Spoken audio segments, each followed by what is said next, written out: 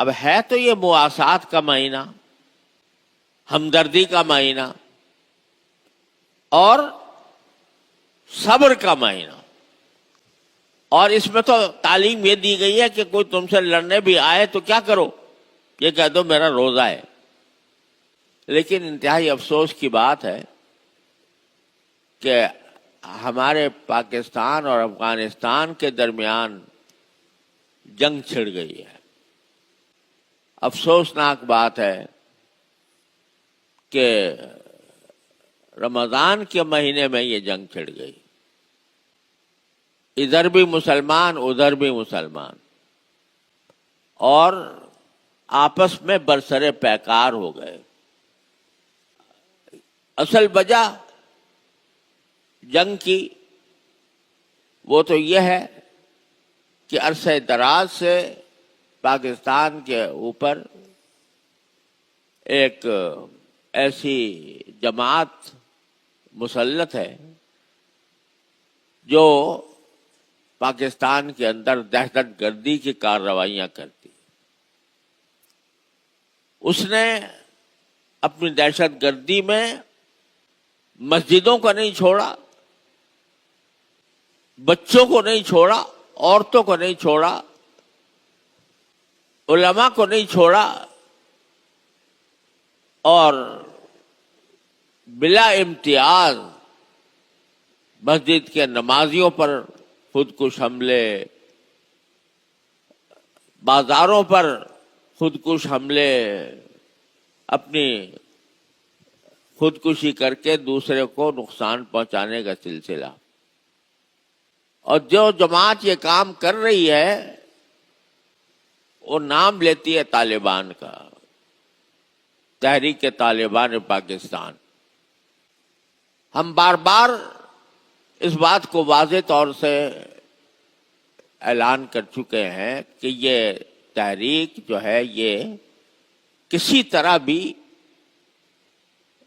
ان کے لیے جائز نہیں ہے، حرام ہے ان کے لیے کہ مسلمانوں کے اوپر حملہ آور ہو، اور یہ سلسلہ سال سال سے چل رہا ہے۔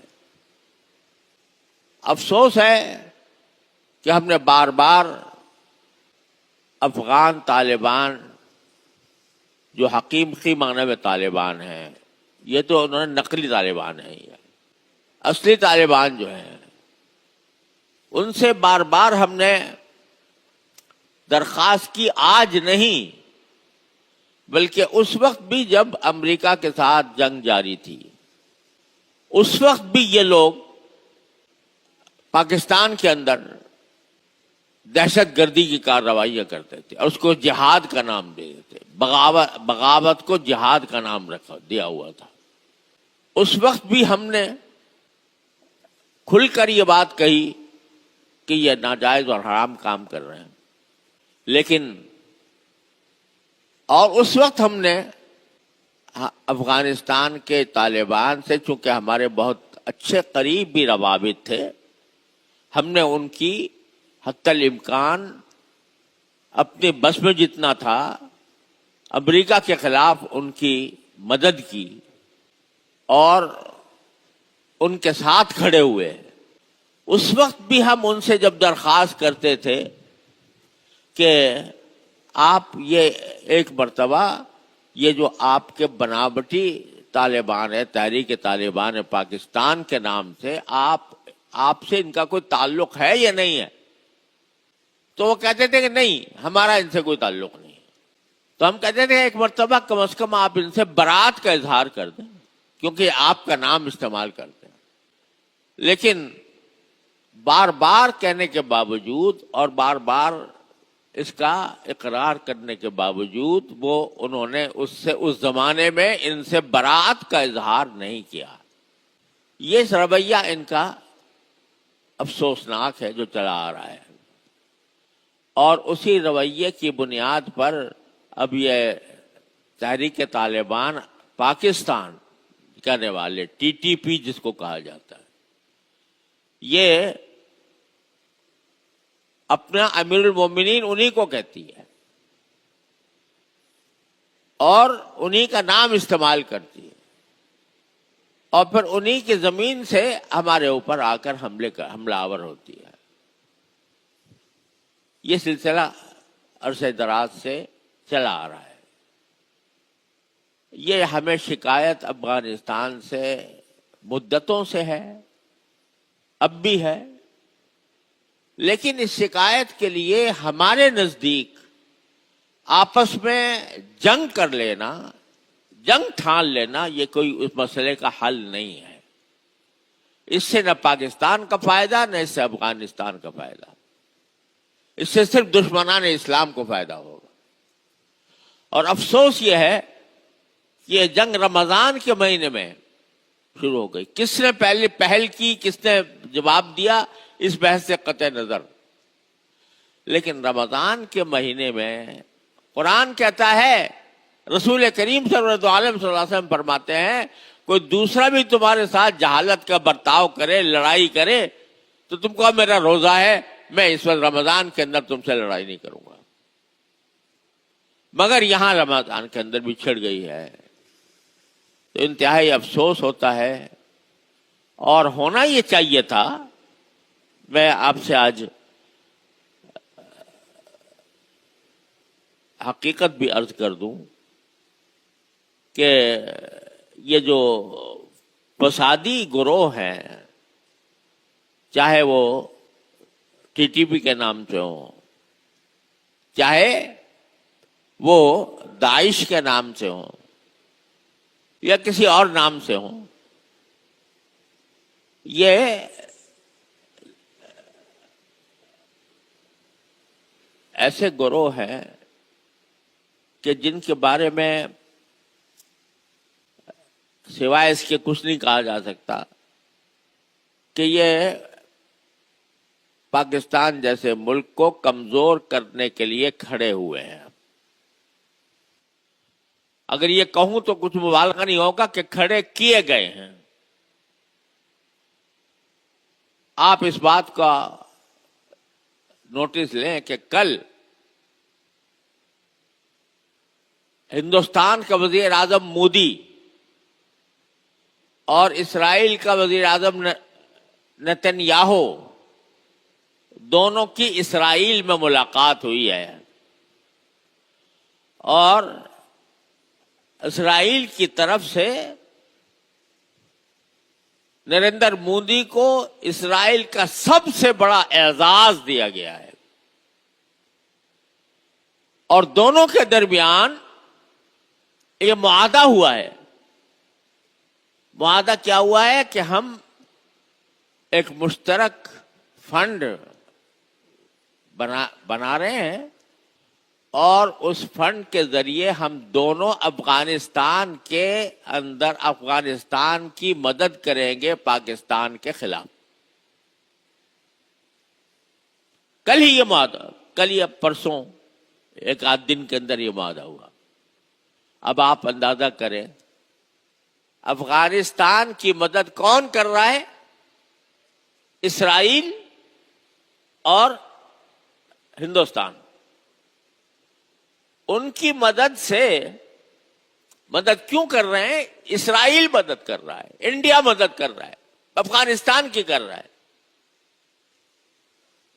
کیوں کر رہا ہے؟ اس لیے کہ پاکستان ایک کھٹکتا ہے ان کی نگاہوں میں کہ اگر کسی وقت موقع آیا تو یہ ملک ہے جو ہمارا دشمن ہے، لہذا جو ہمارے دشمن کا دشمن بن جائے وہ ہمارا دوست ہے. یہ باقاعدہ اعلان ہو گیا ہے. تو بہرحال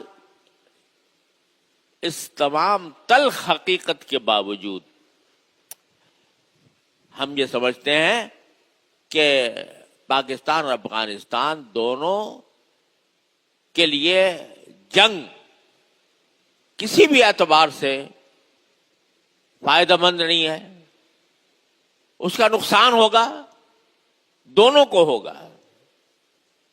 اور جنگ کے زمانے میں جب جنگ چھڑ جاتی ہے تو پھر دعوے بھی بڑے اونچے اونچے کیے جاتے ہیں، اور ہر ایک اپنی فتح کے دعوے کرتا ہے اور اس میں دوسرے کو نیچا دکھانے کی کوشش کرتا ہے. حالانکہ اگر معاملے کو سلجھانا مقصود ہو، سچے دل سے مقصود ہو، تو دو مسلمانوں میں کوئی بھی ایسا مسئلہ نہیں ہوتا جو کبھی سلجھایا نہ جا سکے. اس معاملے کو جب لڑائی تک پہنچانا، اور خاص طور پر رمضان کے مہینے میں جہاں یہ حضور کا ارشاد ہے، کوئی دوسرا بھی لڑائی پہ آمادہ ہو، تم کہہ دو میرا روزہ میں نہیں لڑتا. اس میں ایک دوسرے کے خلاف برسر پیکار ہو جانا، ایک دوسرے کے اوپر ہتھیار اٹھانا، ایک دوسرے کے ساتھ کہ جان کے دشمن ہو جانا انتہائی افسوسناک ہے، انتہائی المناک ہے. ہونا تو یہ چاہیے تھا کہ جس چیز کا وہ زبانی طور پر اقرار بھی کرتے ہیں کہ ہمارے ہاں سے لوگ جاتے ہیں پاکستان کے اوپر حملہ آور ہونے کے لیے، لیکن ہم نے اپنی طور پر منع کر رکھا ہے، اپنے طور پر ہم نے فتویٰ دے رکھا ہے کہ یہ پاکستان کے اوپر حملہ کرنا ناجائز ہے. لیکن یہ فتویٰ دینے کے باوجود وہ ان کا نام استعمال کر کے ہمارے اوپر حملہ آور ہوتے ہیں. تو اس کا تقاضا یہ تھا کہ یہ ان سے برات کا، نہ صرف برات کا اعلان کریں بلکہ ساتھ ساتھ ان کو لگام دیں، اور اس کو اس لگام دینے میں وہ کہتے ہیں بھائی یہاں پر بھی ہیں یہ فسادی گروہ اور پاکستان کے اندر بھی ہیں، نہ ہم سے سنبھل رہے ہیں نہ پاکستان سے سنبھل رہے ہیں. تو اس کا واحد حل یہ تھا کہ دونوں مل کر، دونوں یکجان ہو کر اس فسادی گروپ کا مقابلہ کریں. نہیں ہے کہ آپس میں گتھم گتھا ہو جائے. لیکن افسوس ہے کہ ابھی تک اس کے کوئی آثار نظر نہیں آ رہے. بہرحال بھائی، ہم جیسا آدمی جس کا کوئی اثر و رسوخ نہیں ہے، وہ سوائے افسوس کے اور سوائے اللہ تعالیٰ سے دعا کے اور کیا کر سکتا ہے. تو بھائی رمضان کے ساعتوں میں اس بات کی بھی دعا سب مسلمانوں کو کرنی چاہیے کہ مسلمان کا مسلمان سے لڑنا انتہائی مبغوض چیز ہے.